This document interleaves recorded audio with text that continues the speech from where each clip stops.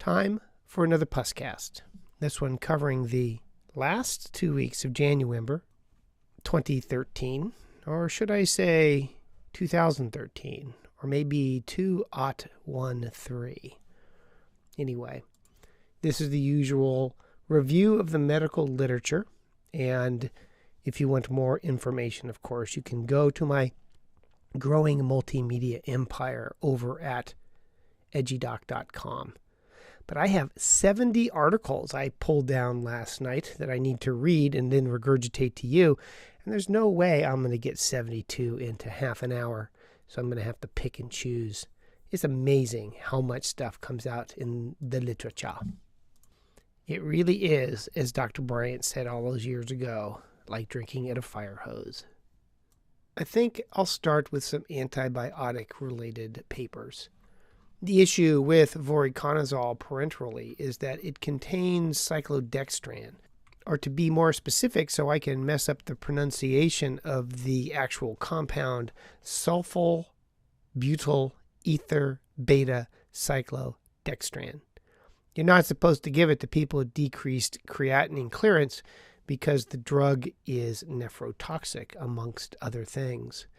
This study looked at a bunch of patients who either got fluconazole, caspofungin, or IV voriconazole for their fungal infection and found there was no adverse effects of having the cyclodextran in the voriconazole, and that the rates of acute renal failure, or at least acute renal insufficiency, depended on the infection and not the antibiotic, and suggests that voriconazole is at least safe in terms of nephrotoxicity in patients with decreased creatinine clearance.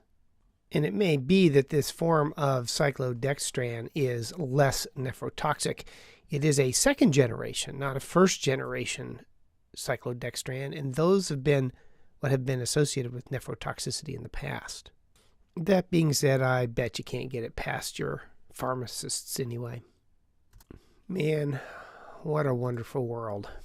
There are 1 million kids who die in part because of severe acute malnutrition every year in the world. And they estimate that there are 20 million people, children, starving as I do this. So depressing. When they get hospitalized, their death rates are 50%. And it's thought that these patients often have underlying undiagnosed infections. They randomize children who are having nutritional replacement for their severe malnutrition to receiving either amoxicillin, ceftonir, or placebo, and those that had the antibiotics had a decreased mortality rate compared to those who didn't, probably because they had undiagnosed yet significant infections. This study was in Malawi, where they don't have the greatest health care in the world, or evidently the best food supplies. Very sad. One of the things that keeps infectious diseases so much more interesting than the rest of medicine is how its tendrils, as it were, get into all aspects of the world. There's a nice editorial by Brad Spellberg Bartlett and David Gilbert of Portland, Oregon, in the New England Journal on the future of antibiotics and resistance. And the interesting thing was that they mentioned that bacteria were found in underground caves that had been geologically isolated from the surface of the planet for 4 million years, but they had antibiotic resistance, including resistance to synthetic antibiotics. Resistance is inevitable, and that little bit of ecological information is both fascinating and depressing. The other thing is that dengue is spreading like gangbusters. That seems to be my word of the month, gangbusters. But it now has infected 50 million people across the world, according to the WHO, and I'm going to avoid imitating Roger Daltrey on the Smothers Brothers. But as the world warms, dengue spreads, and it has gone up phenomenally, 30-fold in the last 50 years. Global warming and the changing epidemiology of infectious diseases is, as the people who listen to this podcast know, one of my ongoing bees in the bonnet. when and if to start patients with acute HIV infection has always been an uncertainty. The bulk of data would tend to suggest that the sooner you start, the better, and once started, it's probably best never to stop it. There were two interesting articles in the New England Journal of Medicine this month. One looked at starting antiretroviral therapy in patients with acute HIV. This was diagnosed within 6 months of seroconversion. They began therapy and found benefits to treating patients with antiretroviral therapy, and that benefit lasted as long as they were on the antiretroviral therapy, i.e. 48 weeks. So everything sort of froze for the 48 weeks while patients were on retroviral therapy, then they progressed along at the standard rate thereafter. Interestingly, those who got therapy closer to their seroconversion did better than those who did not. The reason for this was probably to be found in a accompanying article that looked at the results of CD4 counts in patients with HIV who get ART. What happens when you get HIV is you get a transient decline in your CD4 cells, and then they bump up for a while, and then they fall. Patients who get antiretroviral therapy in the 4 months had a better effect on recovery of their CD4 counts than those who were let go for a while, i.e. longer than 4 months. So it would appear that as soon as you seroconvert, you should be put on antiretroviral therapy.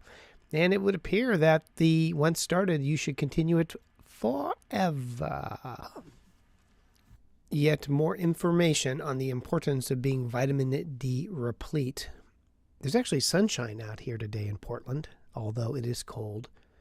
I doubt I'll get any vitamin D as a result, and I'll have to eat some ice cream as a surrogate. It is made with milk, and I hope vitamin D. But this is out of Tanzania, and they looked at the association, which of course we know is not causation, of vitamin D status in a variety of parameters. They found that vitamin D deficiency had a greater incidence of pulmonary TB, thrush, wasting, and weight loss. And it was not associated with malaria, pneumonia, or anemia. And this was compared to patients who were replete on their vitamin D. Vitamin D deficiency is common throughout the world, especially in darker-skinned people in the northern latitudes. Make sure that your patients are vitamin D replete. It is not, however, a supplement to take regularly in hopes that it's the cure-all for infectious diseases and influenza, as some of the wackaloons would have you believe. HPV, besides causing cervical cancer, is associated with laryngeal cancer. What is that association? This meta-analysis looked at all the studies of HPV and found that laryngeal cancer was associated with HPV 28% of the time, and that of those, 20% of the time, it was HPV 16. So there's a significant association between HPV infection and laryngeal squamous cell carcinoma risk. The odds ratio is 5.39. HPV 16 is found in the vaccine. It will be interesting to see over time if people who have received the HPV vaccine not only get less cervical cancer, but get less throat cancer. Still trying to figure out, though, how the HPV gets to the throat.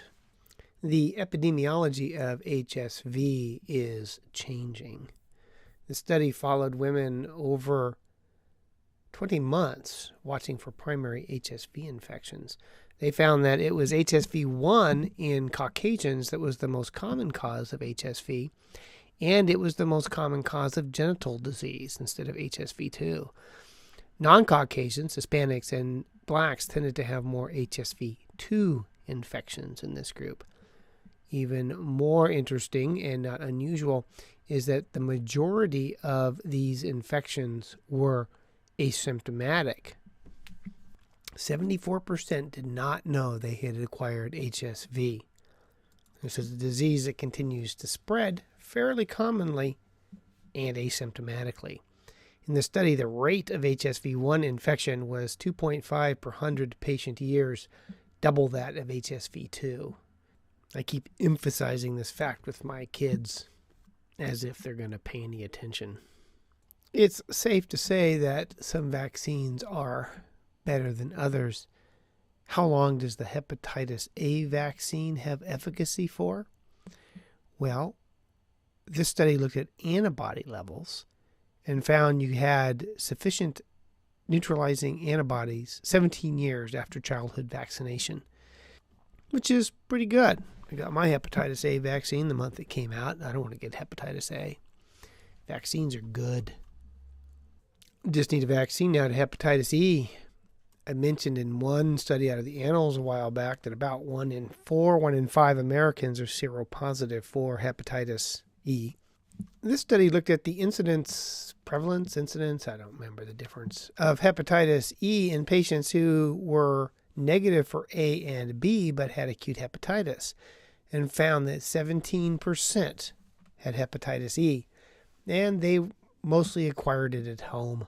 The hepatitis E was more likely to be anicteric and more often in solid organ transplants, where it can cause chronic hepatitis E. And yet another study shows that it's found in pork liver sausage in France, where they found it in 1 of 4 samples. Which, if you like to eat pork liver sausage, and who doesn't, you put yourself at risk, especially in places like France, of hepatitis E. It's going to be a while, I think, before I get back to France, unfortunately. But when I go, I don't know if I'm going to eat the sausage this time. I'm probably already seropositive. I should probably get checked for hoots and giggles. Then I could eat pork liver with abandon. Abandon is a friend of mine. Boy, that would be better than the Kentucky Fried Chicken concoction. You know, the one where they have 2 pieces of chicken with bacon in the middle? How about 2 pieces of foie gras with pork sausage in the middle? Oh, God, that would be heaven. This winter has seen 2 nearly simultaneous outbreaks in the United States. There's, of course, influenza, but also norovirus. And sort of FYI, there is a new norovirus strain that started out last spring. It's the G24 strain called Sydney. It's from Sydney, Australia. And it has replaced the previous G2.4 strain, New Orleans, as a predominant cause of gastroenteritis, not only in the United States but the world. There's been over 1 million cases in December in Great Britain, and it has been causing innumerable outbreaks in the United States and specifically here in the Pacific Northwest as well. Remember that norovirus remains probably the most infectious particle out there. And the next time you're at the hospital and you see a bowl of candy, just remember, one of them may have a noro agent on it, and you are that far from an M&M-related diarrhea. So much of the time we have to go with syndromic diagnoses. We rarely get the luxury of diagnosing influenza. We call it a flu-like illness. There's also the pertussis-like illness. Now, when someone has an ongoing chronic cough, you wonder about pertussis. There was an outbreak in Ohio where they actually looked very carefully at all the organisms that they found. They found Bordetella pertussis in 68% of patients with a pertussis-like syndrome, but they also found Bordetella holmesii in 29%. This was more likely to be in adolescents. So not only can pertussis cause pertussis, but holmesii can cause a pertussis-like syndrome. And then there are other Bordetella that can cause diseases. There's Bordetella parapertussis, which causes a mild to moderate pertussis, and the occasional Bordetella bronchoseptica, which causes kennel cough, predominantly a coughing illness in dogs, but I've seen cases in humans as well. So the take-home is not all coughing is Bordetella pertussis, but maybe one of the other Bordetella causing the illness. A bunch of influenza stuff. First, how many people got infected with H1N1 the first year? 1 in 5. They estimate that 1 in 5 of all people and 46% of kids aged 5 to 19, based on seroepidemiologic studies, got infected with H1N1 the first year. Sure seemed like a lot more at the time.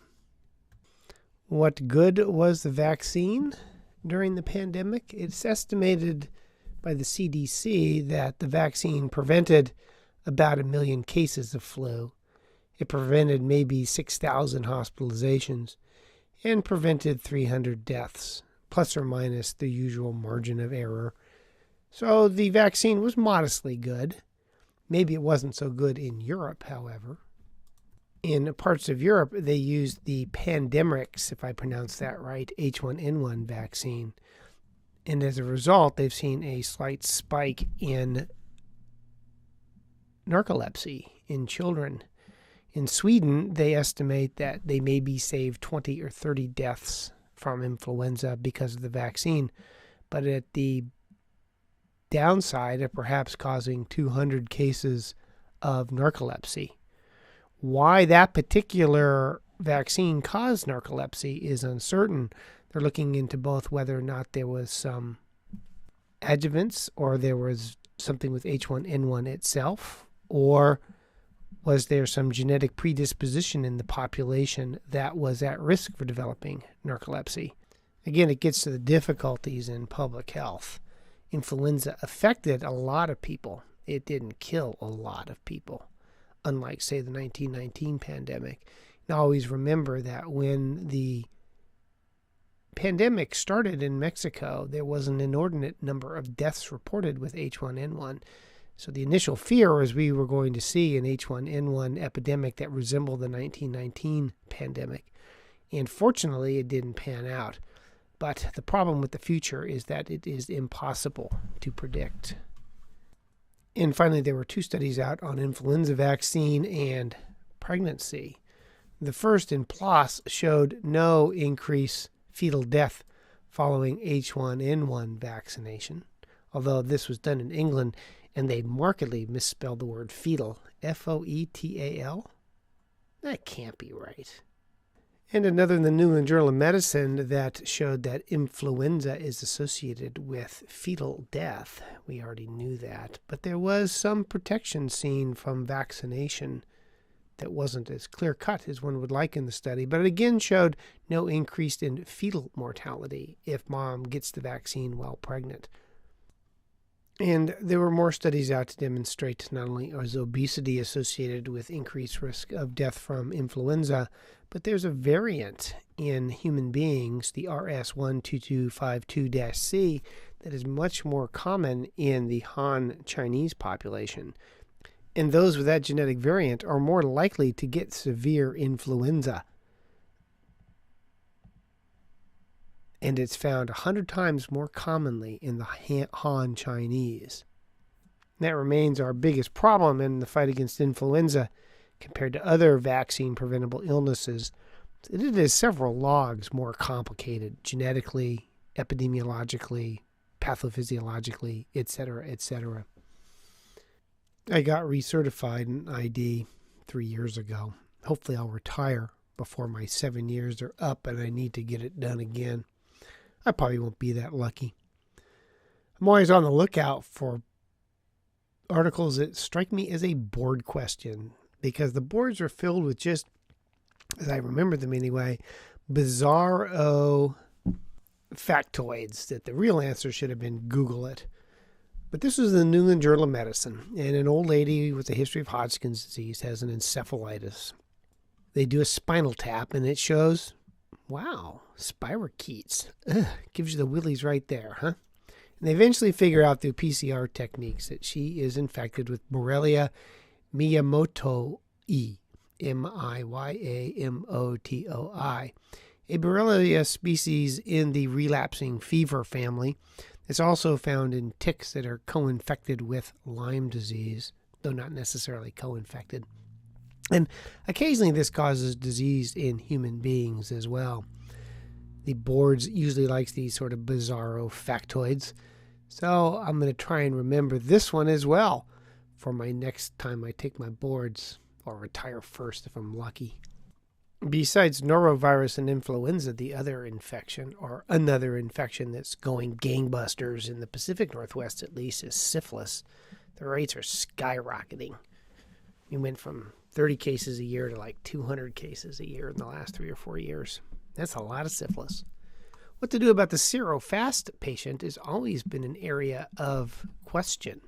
Most people should decline their VDRL by about a 2-fold dilution after treatment.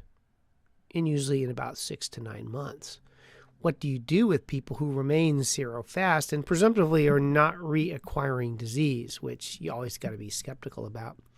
This study treated 82 patients. They were HIV negative, they had early syphilis, and they were serofast at 6 months, so they got another course of benzathine penicillin.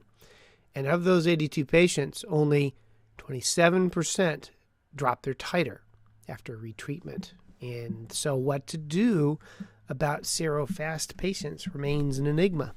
Do you presume them cured? Do you give them benzathine penicillin every 6 months? Do you quit checking? I don't know. Usually if they've had it once, they're likely to get it again. I've noticed that people enjoy the activities that lead to the acquisition of sexually transmitted diseases.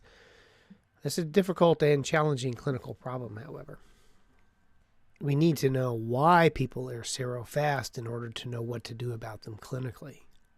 The growing data suggests that the treatment of choice for C. difficile is the infusion of poo. This study in the New England Journal of Medicine out of the Netherlands, they infused patients' duodenum with donor stool, or they received vancomycin, and 80+% of patients were cured with the infusion of donor poo. It was superior to vancomycin. And I have mentioned that people are coming up with synthetic stool as a way to bypass the need to get somebody else's and do the testing, etc. I think we're heading soon to the day where the treatment of choice for C. difficile is going to be poo infusion, synthetic or otherwise. Yet another reason I am glad I am not a gastroenterologist. I have actually been lucky. I've not yet had to give colistin for an MDRO.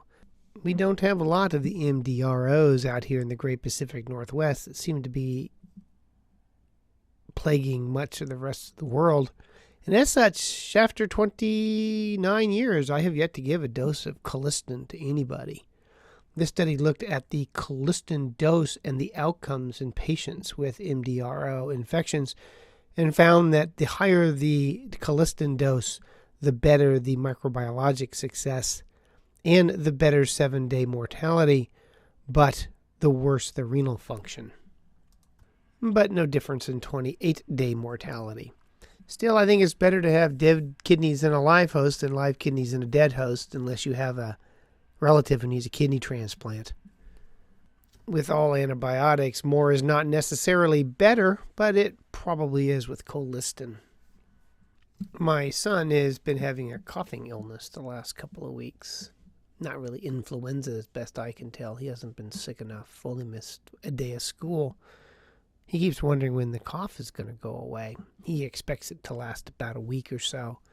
But a recent review of how long does a cough last suggests that the median is 18 days, which is about 2.5, 3 times longer than patients think their cough is going to last.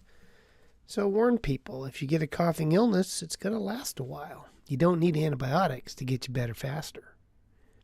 So how good are docs, or at least European docs, are at figuring out whether or not someone has pneumonia? So they took 2,800 adult patients. They came to a doctor's office with cough. The docs thought 72 of them had pneumonia. Everybody got a chest x-ray then. Of the 72 who got a chest x-ray, 31 did not have pneumonia. Parenthetically, the chest x-ray is insensitive for diagnosing pneumonia, and a CT will pick up a significant number missed by chest x-ray.